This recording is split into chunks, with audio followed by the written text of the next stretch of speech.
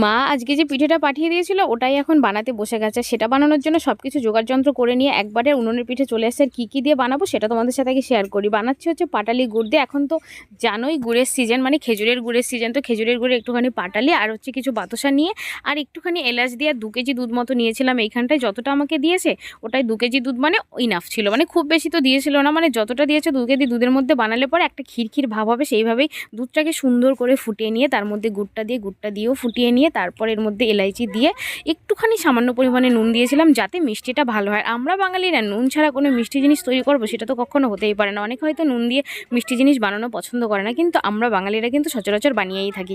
আর যখন আমি দেখলাম যে এটা সুন্দর করে মানে ওপর দিকে ভেসে ভেসে উঠেছে তখনই বুঝে গেলাম কি বানানোটা কমপ্লিট। যদিও বা অত ভালো আমি বানাতে পারি না, তারপরে আমি বানানোর পরে সবাইকে টেস্ট করানোর পরে আমি লাস্টে বসে পড়েছি একটুখানি থালিতে নিয়ে। আর সত্যি কথা বলবো তোমাদের বন্ধুরা, ওয়াও হয়েছিল, মানে এত টেস্টি হয়েছিল কি বলবো তোমাদের। তো তোমাদের কেমন লাগলো?